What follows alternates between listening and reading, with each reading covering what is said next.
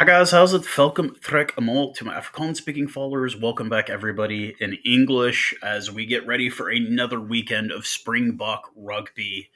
This weekend, the site Nelspruit, aka Mbombela Stadium, should be a great crowd, but this is a very unfamiliar opponent for the Springboks, having only faced these guys. So we're going to talk a little bit about the history between these two teams, the very limited history that there is. We're going to go through the lineups. If you guys want to get some real laughs, wait until I get into this Georgia lineup. I'm not even going to pretend.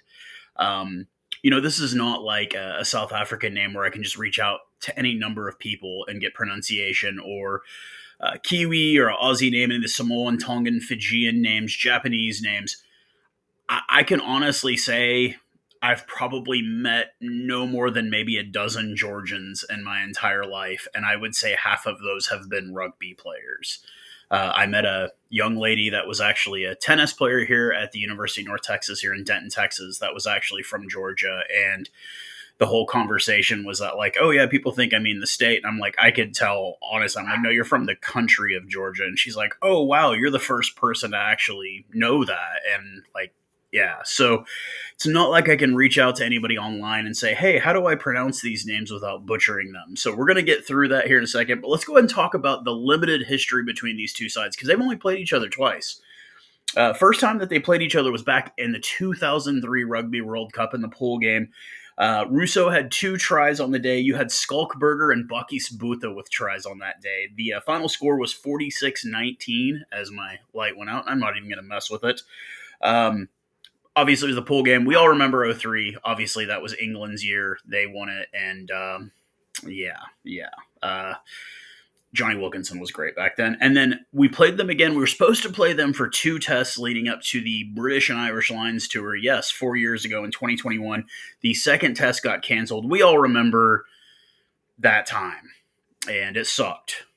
But that's really around the time that I started doing this, was during COVID. So South Africa came away 40 to 9 victory back in July of 2021.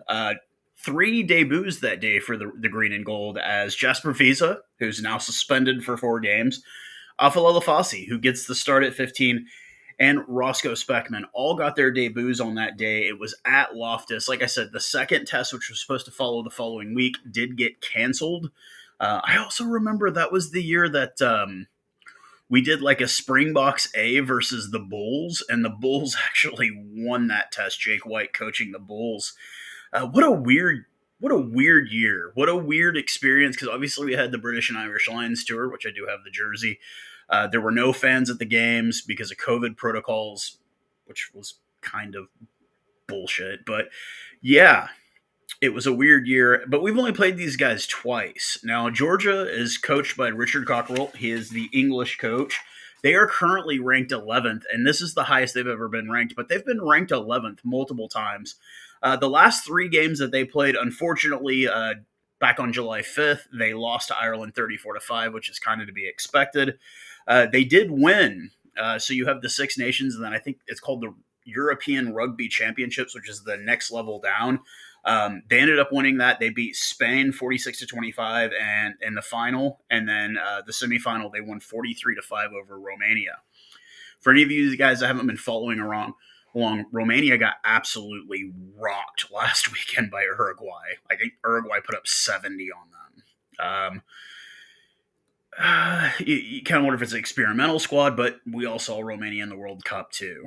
They do well typically against tier 2 sides, but Georgia has always been, when they've talked about expanding the Six Nations, it's always been Georgia. And I get it. They do well in the European Championships, and sometimes Italy has been struggling. Them talking about taking Wales out of it, I think, has always been the biggest joke, because I don't like, Wales has too much money, despite their struggles. They finally got a 1 last weekend, but so let's go ahead and look at this squad. It is it looks like it is a 6-2 split off the bench, but we're gonna go ahead and start out. I will put this roster up on the screen, and you guys can butcher these names along with me. This is going to be bad. I am going to mention the names and then where they actually ply their trade in their rugby here. So the front row will consist of Georgi Aklazadze. He plays for ASM Clermont in France. A lot of these guys play in France. The hooker will be uh, Vano Karkadze, is how I think you pronounce his name. He plays for Montpellier. And Irakli Apsori, he plays for Lyon in France. The locks will be Michael Babanushvili. He plays for the Black Lions. All the guys that don't play in France all play for Black Lion there in Georgia and Tbilisi. And then Lado Chachinidze, he plays for Black Lion as well. Those are the locks. Luka Ivanishvili, Luka Ivanishvili. He plays for Black Line. He'll be in the number 6 jersey. Their number 7 is Becca Saganadze. He is actually the most capped forward with 45 caps. He plays for Lyon in France. And then last, and certainly not least, their number 8 man will be Ilya Spender Roshvili. God, I told you guys, this is going to be bad. He plays for Valence Romans, which is, I believe, in the Pro 2, the second division there in France. The back line is where the backs is where they definitely bring in a lot of their veteran leadership. A lot of their veteran players are in the back. Vasil Lobenhanidze, he has 91 caps for Georgia, and he plays for Oyonnax in France. Their fly half will be Luka Matkava. He plays for Castres in France. The left wing will be Alexander Todua. He's actually 37 years old, the most veteran member of the squad, 120 caps, and he plays for Black Lion now. The other wing is Aka Tabusadze. He is actually has 48 caps and plays for Black Lion as well. The center combo, which this is actually particularly interesting to look at, Georgi Veseladze, I think is how you say his last name. He has 65 caps. He plays for Grenoble in France. And their all-time leading scorer, which is Demu Tapladze, I think I am knowing his name because I have heard it before. He has 42 caps. He is the leading scorer in Georgian history. And then anchoring it all off will be David Naniashvili. He has 37 caps and he plays for Lyon. A 6-2 split for Richard Cockrell off the bench. Oh, God, this is not even close to being done. Will be the hooker replacement will be Irakli Batkadvatse. God, I know I'm butchering that. He plays for Black Leon. Georgi Tetrasvili.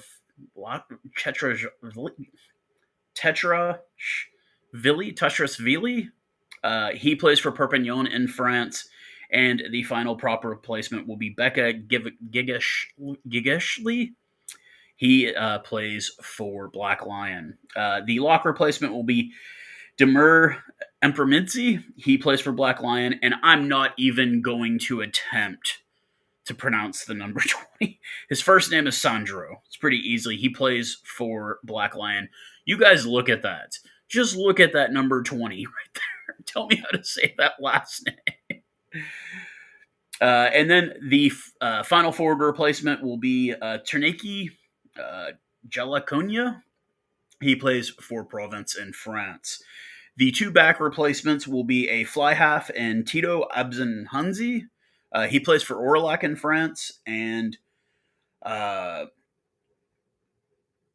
Terniki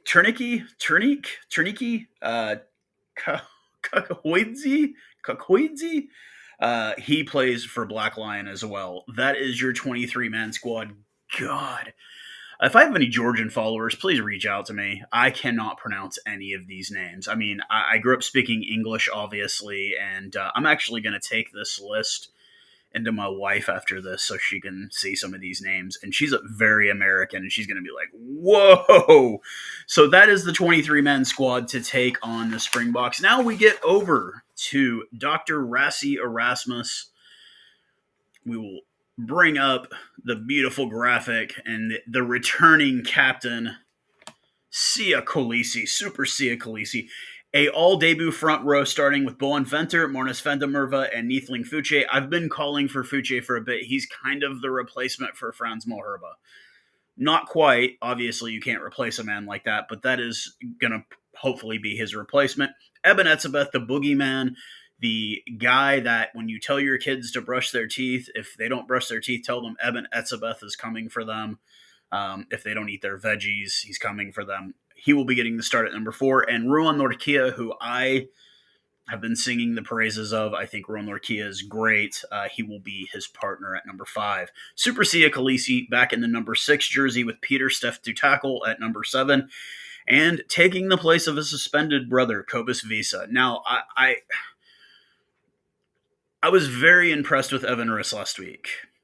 Why you're bringing in a lock to play number 8 is beyond me. I think maybe it gives a better line-out option, but at the same time, Evan Riss played great.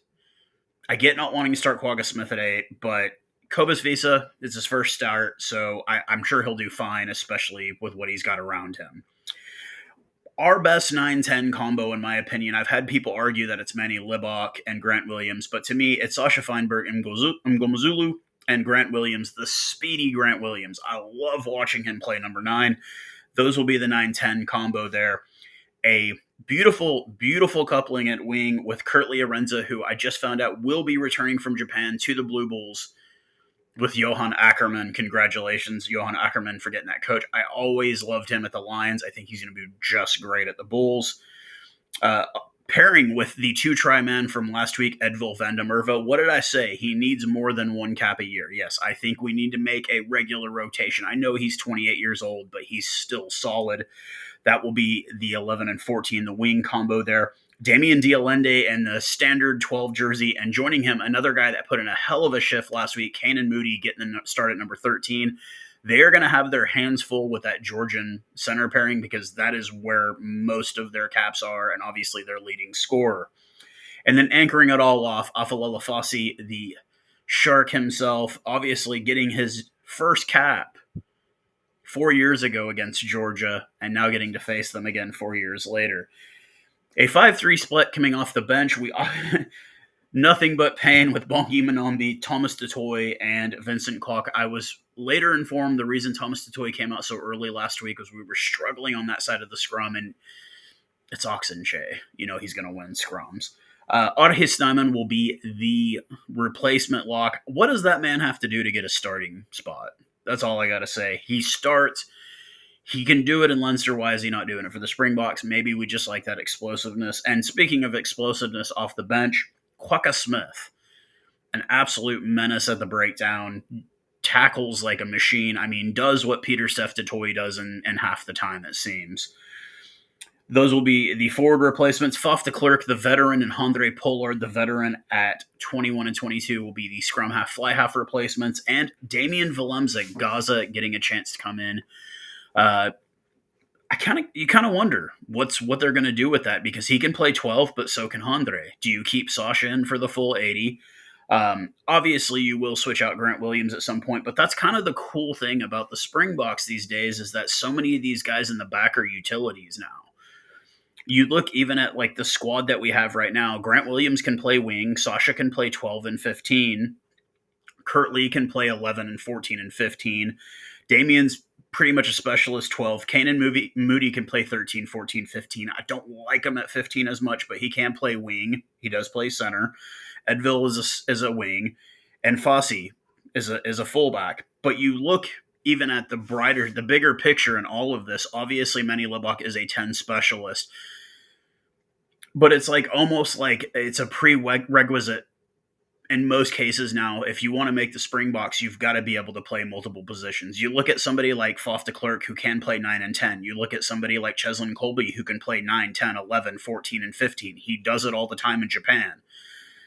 It's almost as if the prerequisite now to be a Springbok back is you've got to be a utility player, which I'm not complaining about because you never know. You don't know. You could put Willemse in at wing if you had to. We've put Kobus Reineken at wing. Can't knock it. Absolutely great. Predictions as far as this game goes, like, look, guys, we already know. Now, I've talked to my buddy Swanee. You guys probably know him in my comment section. Swanee is like, hey, we need to watch ourselves with these guys. These guys can play. They are known for their scrummaging. And I agree. This is not a team to be taken lightly. But I think with the talent that we have, we should be able to put up 60 or 70 on these guys with the talent that we have. Now, look, I get it, an all debut front row starting out. But look, it's South Africa, man. We're known for our scrummaging too. These guys play just like everyone else in the URC. They're in there day in, day out. They've been in camp with the team. They know what's to be expected as a Springbok. And with the veterans that they have around them, obviously guys like Eben, Sia, Peter Steff, they're going to be told, like, okay, it's sink or swim. You either get your shit together or we can bring guys off the bench that we know who can swim. And you have that. They have that on the bench. They have that veteran. They have Bongi Manombi on the bench who you know can do the job. Now, I would love to see, like I said, these three guys have a great game. I'd love to build the depth. We're looking over at New Zealand playing a third test against France this week, and they've used a grand total of two fly halves. Two guys at 15. Two. I don't want to make this an all-black bashing video, but I cannot recall a time, and this isn't the first time I've said this in the last couple of years either. I've said this multiple times. I cannot recall an all-black squad that lacks this much depth. This should be a throwaway game they're playing against France. Artie Savea is starting for absolutely no reason. Why are you not giving a bunch of guys their debuts in this third game against France? Because it really is a meaningless game. You've already won the trophy. Like I said, I don't want to go into an All Blacks bashing video because it's not fun to do that. But it's like you look over at that camp and you're like, dude, what are you guys doing? Like, you've got Rico Iwani playing wing. You know why he doesn't play wing anymore. Because once Hansen figured out that he couldn't play defense, he quit putting him on wing. That all he could do is run in a straight line. That's it. I know Sever Reese is back this week. I just kind of worry about the All Blacks because we need a strong All Blacks for rugby. It's good for rugby. And we're not seeing that right now. I just don't buy it. I'm not buying into it. And you guys know me. I have respect for the All Blacks. I know that squad. I know that roster. I've watched their games.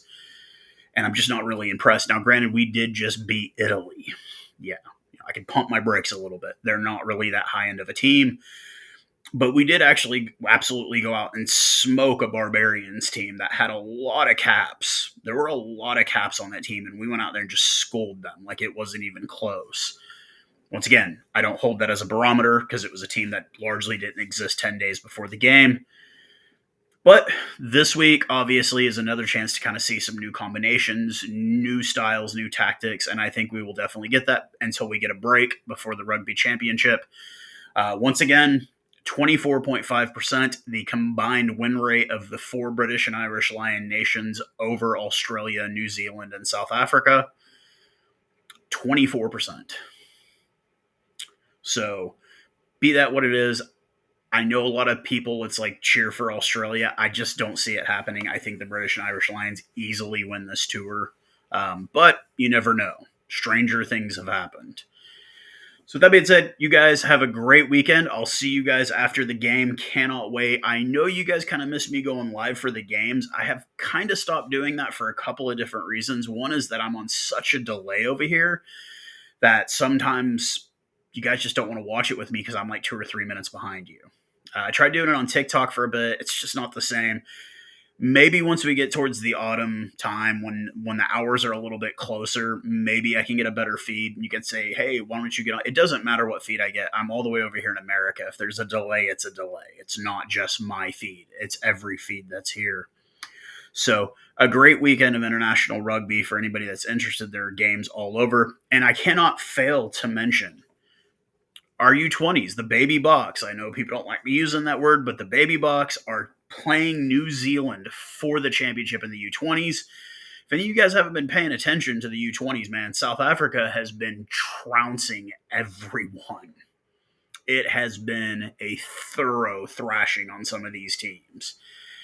And last weekend, they obviously Earlier, they played Argentina to get to the final. It was a really, I think it was like 28-0, 30 minutes into the game. Like, it was very one sided. Then some discipline issues. Argentina kind of made their way back into it, but they were never really in the game. Baby Boks advanced through. New Zealand beat France U20s, so this is going to be a nice matchup. Last time the junior Boks made a U20 final, Andre Pollard was the starting 10. Duhan van der Merwe, Pierre Schoeman, they were all on that team. Yeah, those Scottish guys. Dan Krill and Jesse Krill were both on there. Yeah, Dan's playing in Seattle now. Jesse obviously was our captain, so and still doing great at 13. So it should be a great weekend of rugby wherever you're at in the world, and I will see you guys after the game. Cheers, guys.